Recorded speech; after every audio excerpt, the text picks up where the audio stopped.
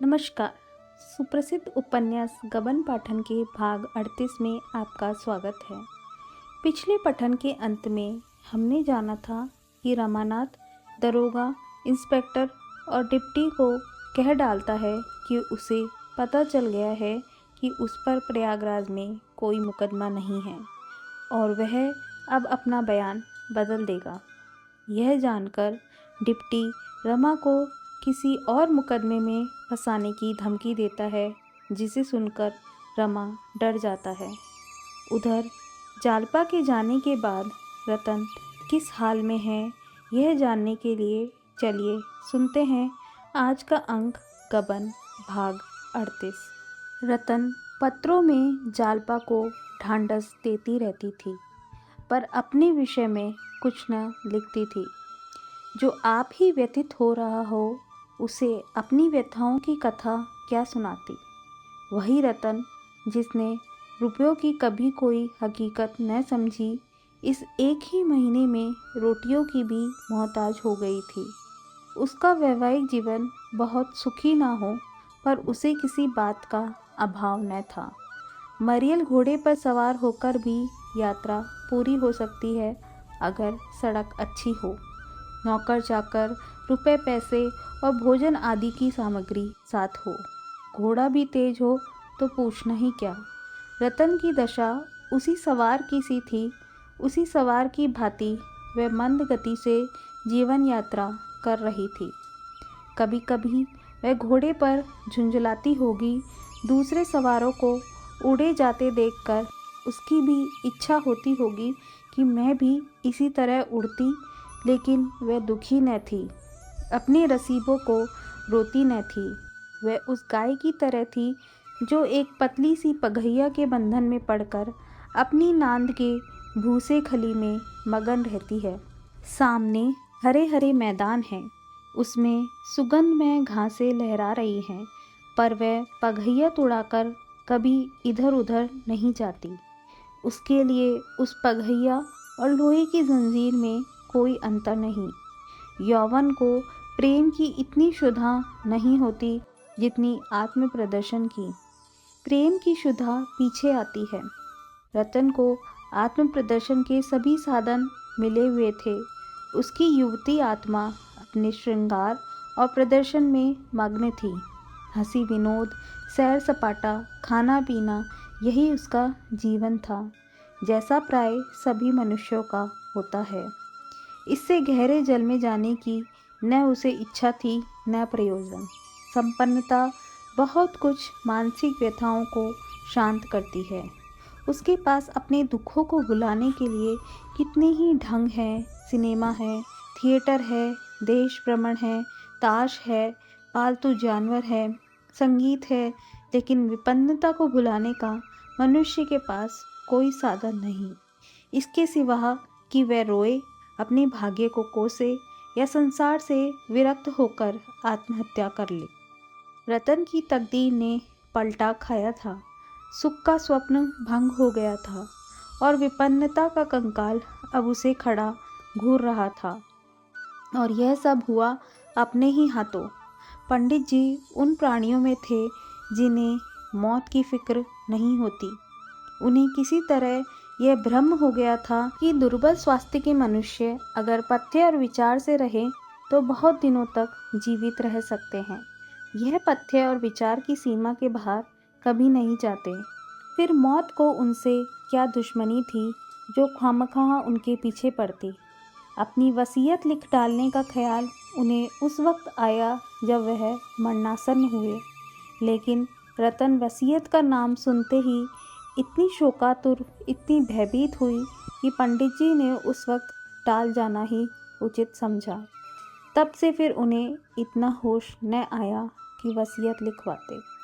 पंडित जी के देहावसान के बाद रतन का मन इतना विरक्त हो गया कि उसे किसी बात की भी सुध बुध न रही। यह वह अवसर था जब उसे विशेष रूप से सावधान रहना चाहिए था। इस भांति सतर्क रहना चाहिए था मानो दुश्मनों ने उसे घेर रखा हो, पर उसने सब कुछ मणिभूषण पर छोड़ दिया। और उसी मणिभूषण ने धीरे धीरे उसकी सारी संपत्ति अपहरण कर ली। ऐसे ऐसे षड्यंत्र रचे कि सरला रतन को उसके कपट व्यवहार का आभास तक न हुआ। फंदा जब खूब कस गया तो उसने एक दिन आकर कहा, आज बंगला खाली करना होगा, मैंने इसे बेच दिया है। रतन ने ज़रा तेज़ होकर कहा, मैंने तुमसे कहा था कि बंगला अभी न बेचूंगी। मणिभूषण ने विनय का आवरण उतार फेंका और त्योरी चढ़ाकर बोला, आप में बातें भूल जाने की बुरी आदत है। इसी कमरे में मैंने आपसे यह जिक्र किया था और आपने हामी भरी थी। जब मैंने बेच दिया तो आप यह स्वांग खड़ा करती हैं, बंगला आज खाली करना होगा और आपको मेरे साथ चलना होगा। मैं अभी यहीं रहना चाहती हूँ, मैं आपको यहाँ न रहने दूँगा। मैं तुम्हारी लौंडी नहीं हूँ। आपकी रक्षा का भार मेरे ऊपर है। अपने कुल की मर्यादा की रक्षा के लिए मैं आपको अपने साथ ले जाऊँगा। रतन ने ओठ चबाकर कहा, मैं अपनी मर्यादा की रक्षा आप कर सकती हूँ, तुम्हारी मदद की ज़रूरत नहीं। मेरी मर्ज़ी के बगैर तुम यहाँ कोई चीज़ नहीं बेच सकते। मणिभूषण ने वज्र सा मारा, आपका इस घर पर और चाचा जी की संपत्ति पर कोई अधिकार नहीं, वह मेरी संपत्ति है। आप मुझसे केवल गुजारे का सवाल कर सकती हैं। रतन ने विस्मित होकर कहा, तुम कुछ भंग तो नहीं खा गए हो? मणिभूषण ने कठोर स्वर में कहा, मैं इतनी भंग नहीं खाता कि बेसिर पैर की बातें करने लगूं। आप तो पढ़ी लिखी हैं, एक बड़े वकील की धर्म पत्नी थी, कानून की बहुत सी बातें जानती होगी। सम्मिलित परिवार में विधवा का अपने पुरुष की संपत्ति पर कोई अधिकार नहीं होता।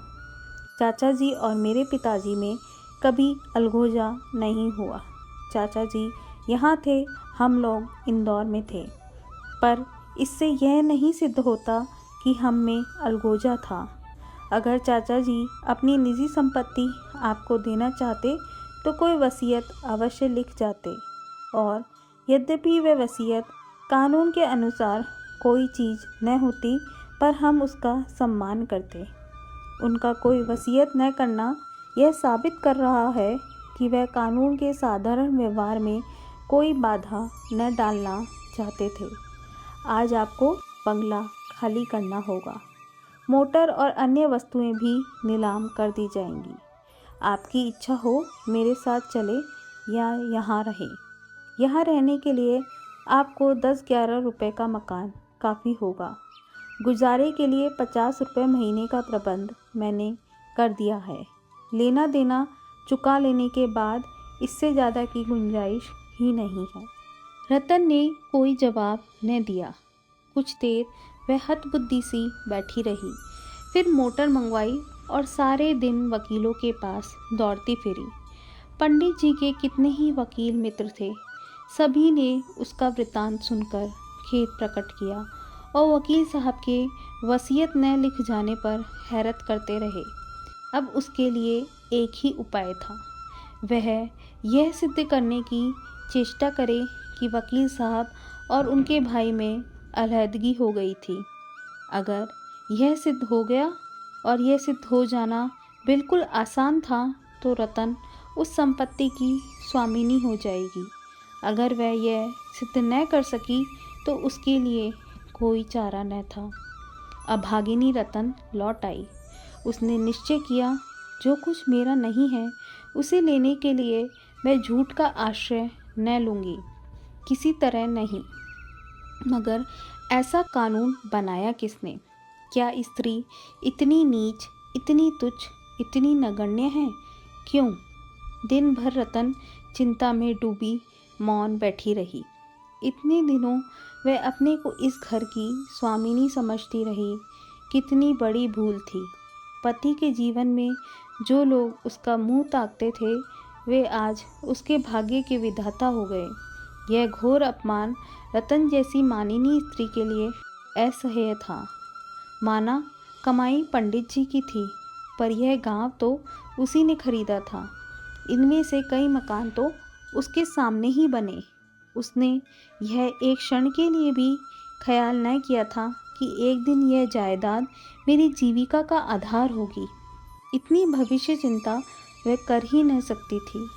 उसे इस जायदाद के खरीदने में, उसके संवरने और सजाने में वही आनंद आता था जो माता अपनी संतान को फलते फूलते देखकर पाती है।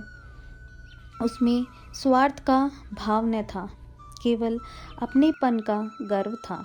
वही ममता थी, पर पति की आंखें बंद होते ही उसके पाले और गोद के खिलाए बालक भी उसकी गोद से छीन लिए गए। उसका उन पर कोई अधिकार नहीं। अगर वह जानती कि एक दिन यह समस्या उसके सामने आएगी, तो वह चाहे रुपए को लुटा देती या दान कर देती, पर संपत्ति की कील अपनी छाती पर न गाड़ती। पंडित जी की ऐसी कौन सी बहुत बड़ी आमदनी थी? क्या गर्मियों में वह शिमले न जा सकती थी? क्या 2-4 नौकर न रखे जा सकते थे? अगर वह गहने ही बनवाती तो एक एक मकान के मूल्य का एक एक गहना बनवा सकती थी। पर उसने इन बातों को कभी उचित सीमा से आगे न बढ़ने दिया। केवल यही स्वप्न देखने के लिए, यही स्वप्न, इसके सिवा और था ही क्या? जो कल उसका था उसकी ओर आज आंखें उठाकर वह देख भी नहीं सकती। कितना महंगा था वह स्वप्न। हाँ, वह अब अनाथिनी थी। कल दूसरों को भी भीख देती थी, आज उसे खुद भीख मांगनी पड़ेगी। और कोई आश्रय नहीं। पहले भी वह अनाथिनी थी, केवल भ्रमवश अपने को स्वामिनी समझ रही थी। अब उस भ्रम का सहारा भी नहीं रहा। सहसा उसके विचारों ने पलटा खाया। मैं क्यों अपने को अनाथिनी समझ रही हूँ? क्यों दूसरों के द्वार पर भीख मांगूं? संसार में लाखों ही स्त्रियां मेहनत मजदूरी करके जीवन का निर्वाह करती हैं। क्या मैं कोई काम नहीं कर सकती? मैं कपड़ा क्या नहीं सी सकती? किसी चीज़ की छोटी मोटी दुकान नहीं रख सकती? लड़के भी पढ़ा सकती हूँ। यही ना होगा, लोग हंसेंगे, मगर मुझे उस हंसी की क्या परवाह। वह मेरी हंसी नहीं है, अपने समाज की हंसी है। शाम को द्वार पर कई ठेले वाले आ गए। मणिभूषण ने आकर कहा, चाची जी, आप जो जो चीज़ कहें लदवा कर भिजवा दूँ। मैंने एक मकान ठीक कर लिया है। रतन ने कहा, मुझे किसी चीज़ की ज़रूरत नहीं। न तुम मेरे लिए मकान लो। जिस चीज़ पर मेरा कोई अधिकार नहीं, वह मैं हाथ से भी नहीं छू सकती। मैं अपने घर से कुछ लेकर नहीं आई थी, उसी तरह लौट जाऊंगी। मणिभूषण ने लज्जित होकर कहा, आपका सब कुछ है, ये आप कैसे कहती हैं कि आपका कोई अधिकार नहीं? आप वह मकान देख लें, 15 रुपया किराया है। मैं तो समझता हूँ आपको कोई कष्ट न होगा। जो जो चीज़ें आप कहें मैं वहाँ पहुँचा दूँ। रतन ने व्यंग्यमय आंखों से देखकर कहा, तुम्हें 15 रुपये का मकान मेरे लिए व्यर्थ लिया। इतना बड़ा मकान लेकर मैं क्या करूँगी? मेरे लिए कोठरी काफ़ी है, जो 2 रुपये में मिल जाएगी। सोने के लिए ज़मीन है ही। दया का बोझ सिर पर जितना कम हो उतना ही अच्छा। मणिभूषण ने बड़े विनम्र भाव से कहा, आखिर आप चाहती क्या हैं? उसे कहिए तो। रतन ने उत्तेजित होकर कहा, मैं कुछ नहीं चाहती। मैं इस घर का एक तिनका भी अपने साथ न ले जाऊंगी। जिस चीज़ पर मेरा कोई अधिकार नहीं, वह मेरे लिए वैसी ही है जैसे किसी गैर आदमी की चीज़। मैं दया की भिखारिणी न बनूंगी। तुम इन चीज़ों के अधिकारी हो, ले जाओ, मैं ज़रा भी बुरा नहीं मानती। दया की चीज़ न ज़बरदस्ती ली जा सकती है, न ज़बरदस्ती दी जा सकती है। संसार में हज़ारों विधवाएं हैं जो मेहनत मजूरी करके अपना निभा कर रही हैं। मैं भी वैसे ही हूँ। मैं भी उसी तरह मजूरी करूँगी, और अगर न कर सकूँगी तो किसी गड्ढे में डूब मरूँगी। जो अपना पेट भी न पाल सके, उसे जीते रहने का, दूसरों का बोझ बनने का कोई हक नहीं है। यह कहती हुई रतन घर से निकली और द्वार की ओर चली। मणिभूषण ने उसका रास्ता रोककर कहा, अगर आपकी इच्छा न हो तो मैं बंगला अभी न बेचूं। रतन ने जलती हुई आंखों से उसकी ओर देखा। उसका चेहरा तमतमाया हुआ था। आंसुओं के उमड़ते हुए वेग को रोककर बोली, मैंने कह दिया, इस घर की किसी चीज़ से मेरा नाता नहीं है। मैं किराए की लौंडी थी। लौंडी का घर से क्या संबंध है? न जाने किस पापी ने यह कानून बनाया था। अगर ईश्वर कहीं मिले और उसके यहाँ कोई न्याय होता है तो एक दिन उसी के सामने उस पापी से पूछूंगी, क्या तेरे घर में माँ बहनें न थी? तुझे उनका अपमान करते लज्जा न आई? अगर मेरी ज़बान में इतनी ताकत होती कि सारी देश में उसकी आवाज़ पहुंचती तो मैं सब स्त्रियों से कहती, बहनों, किसी सम्मिलित परिवार में विवाह मत करना, और अगर करना तो जब तक अपना घर अलग न बना लो, चैन की नींद मत सोना। यह मत समझो कि तुम्हारे पति के पीछे उस घर में तुम्हारा मान के साथ पालन होगा। अगर तुम्हारे पुरुष ने कोई तर्का नहीं छोड़ा तो तुम अकेली रहो, चाहे परिवार में एक ही बात है। तुम अपमान और मजूरी से नहीं बच सकती। अगर तुम्हारे पुरुष ने कुछ छोड़ा है तो अकेले रहकर तुम उसे भोग सकती हो। परिवार में रहकर तुम्हें उससे हाथ धोना पड़ेगा। परिवार तुम्हारे लिए फूलों की सेज नहीं, कांटों की शैया है। तुम्हारी पार लगाने वाली लौका नहीं, तुम्हें निगल जाने वाला जंतु है। संध्या हो गई थी। गर्द से भरी हुई फागुन की वायु चलने वालों की आंखों में धूल झोंक रही थी। रतन चादर संभालती सड़क पर चली जा रही थी। रास्ते में कई परिचित स्त्रियों ने उसे टोका। कई ने अपनी मोटर रोक ली और उसे बैठने को कहा, पर रतन को उनकी सहृदयता इस समय बाण सी लग रही थी। वह तेजी से कदम उठाती हुई जालपा के घर चली जा रही थी। आज उसका वास्तविक जीवन आरंभ हुआ था। इसी के साथ आज का पठन समाप्त होता है। अब बारी है आज के सुविचार की।